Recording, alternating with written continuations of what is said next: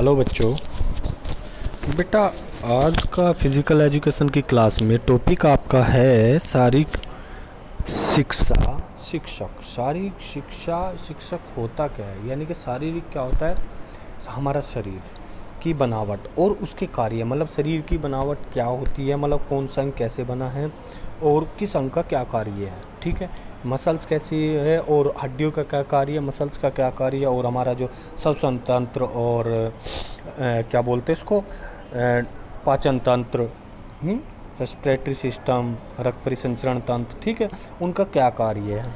और इसमें बताया गया भाई, हमारा फिजिकल एजुकेशन टीचर जो होता है, शारीरिक शिक्षा शिक्षक जो होता है, विशेष बच्चों को कैसे उनके उसमें क्या कैसे लाभदायक हो सकता है, उनको कैसे ट्रीट कर सकता है, उनके जीवन में कैसे उनका एक योगदान होता है। तो आइए अब हम इसको पढ़ते हैं। शारीरिक शिक्षा के कार्यक्रम विशेष आवश्यकता वाले बच्चों के, शारीरिक शिक्षा के जो कार्यक्रम हैं शिक्षक के, वे विशेष आवश्यकता वाले बच्चों के संज्ञानात्मक कार्य और शैक्षणिक कार्य, संज्ञानात्मक कार्य और शैक्षणिक मतलब यानी कि उनके शिक्षण के जो कार्य प्रदर्शन में प्रगतिशील योगदान देते हैं। यानी कि जो शारीरिक शिक्षा शिक्षक होते हैं वे इन बच्चों के प्रगतिशील योगदान देते हैं, यानी कि उनके प्रगति में शैक्षणिक हो या वो संज्ञानात्मक हो, उनमें एक प्रदर्शन में प्रगतिशील लाने में योगदान देते हैं। ठीक है, इसके बाद आपका आता है बेटा सामाजिक कौशल। कौन कौन से होते हैं? सामाजिक कौशल होता है, यानी कि समाज में कैसे,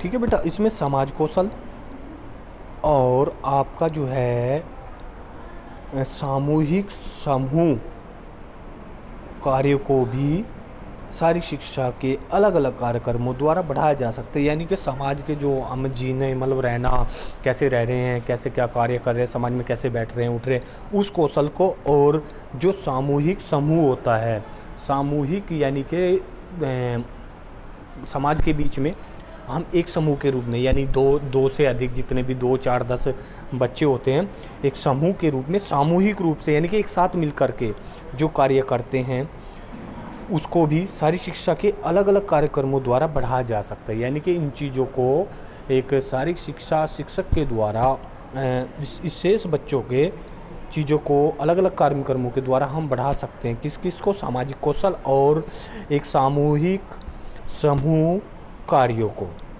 ठीक है, अलग अलग कार्यक्रमों के द्वारा बढ़ाया जा सकता है। भाई उनका कैंप लगा दिया, यहाँ पे ये कार्य कर दिया, ठीक है ना, उस तरीके से एक शारीरिक शिक्षा शिक्षक शारीरिक शिक्षा के सभी कार्यक्रमों को क्रियान्वित करता है। यानी कि एक शारीरिक शिक्षक जो है शारीरिक शिक्षा के सभी कार्य, जो भी कार्य होते हैं विशेष बच्चों के लिए, उनको कार्यान्वित करता है। वैज्ञानिक अनुसंधानों ने बार बार प्रदर्शित किया है, यानी वैज्ञानिक जो अनुसंधान है उन्होंने बार बार इस चीज़ को दर्शाया है, बताया है कि शारीरिक शिक्षा अकादमिक प्रदर्शन को बढ़ा सकती है। यानी अकादमिक यानी कि एक एकेडमिक, जैसे हमारे स्कूल, ये प्रदर्शन को बढ़ा सकती है। हालांकि विशेष ज़रूरत वाले बच्चों के लिए यह कई कारणों से मूल्यवान, और विशेष आवश्यकता वाले बच्चों के लिए क्या है, कई कारणों से मूल्यवान भी है। इसमें सहयोगी और सामाजिक कौशल बनाने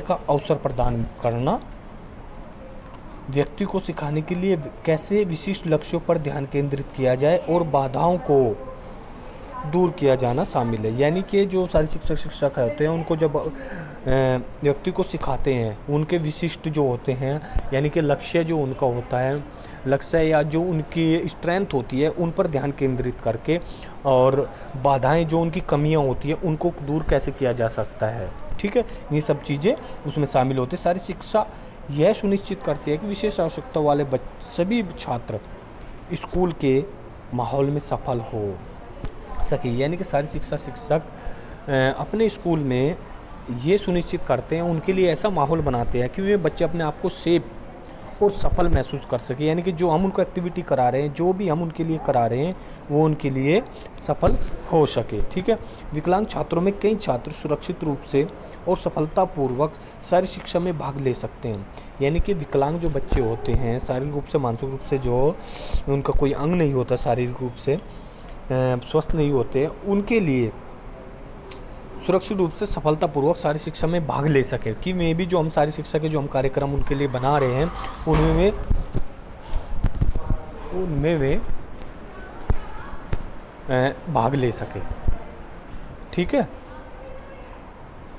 और इसमें क्या होता है, हालांकि कुछ बच्चों को विशेष रूप से डिज़ाइन और अनुकूलित शारीरिक शिक्षा से लाभ होता है, यानी कि कुछ बच्चों के लिए हम अच्छे से उनके लिए डिज़ाइन कर सकते हैं और अनुकूलित व्यवहार बना सकते हैं। यानी कि डिज़ाइन का मतलब जो हम इक्विपमेंट से उनकी प्रैक्टिस करा रहे हैं, जो तैयारी करा रहे हैं, उनको अपने हिसाब से हमको डिज़ाइन कर सकते हैं उन बच्चों के अकॉर्डिंग, और उन्हीं के हिसाब से वहाँ का माहौल तैयार कर सकते हैं। अनुकूलित शारीरिक शिक्षा की सामग्री, यानी कि जो हम शारीरिक शिक्षा में जो भी इक्विपमेंट्स, जो सामान यूज करते हैं, उन बच्चों के लिए अनुकूलित होना चाहिए। ठीक है।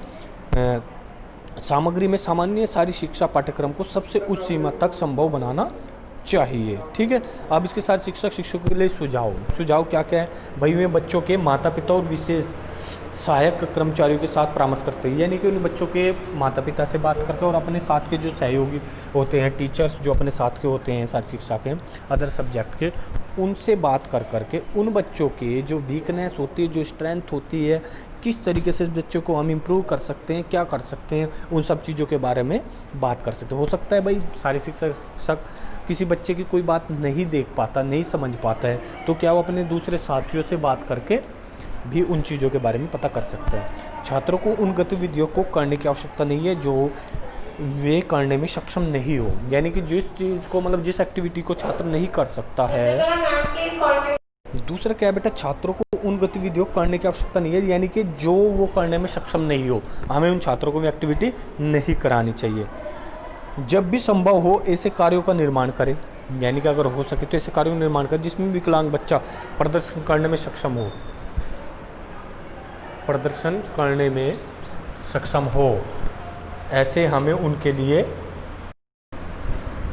ठीक है बेटा, प्रदर्शन मतलब करने में प्रदर्शन हो और सक्षम हो, जिसके फलस्वरूप इससे आत्मसम्मान में मदद मिलती हो, यानी कि उन बच्चों को करके आत्मसम्मान में मदद मिले, यानी कि वो खुद का उनका सेल्फ कॉन्फिडेंस लेवल बढ़ सके। ठीक है। ऐसे हमें कार्य कराना चाहिए। अगर हम उन बच्चों से ऐसे कार्य कराएंगे, ऐसे गेम्स कराएंगे जिनको में करने में सक्षम ही नहीं हो, तो उनका क्या होगा, उनका मनोबल डाउन हो जाएगा, मनोबल कम हो जाएगा। अगर हम उन बच्चों को इतने ईजी उनके तरीके से ऐसे गेम कराएं, ऐसी एक्टिविटी कराएं जिनको वो कर सके, ईजीली कर सके, तो उससे क्या होगा, उनका मनोबल बढ़ेगा कि हाँ हम भी नॉर्मल बच्चों के साथ ये एक्टिविटी कर सकते हैं, उनके बराबर है। ठीक है। ऑनलाइन संसाधन, असाधारण बच्चों के साथ संबंध रखने वाले संसाधनों को खोजना, इन संसाधनों की खोज। ठीक है।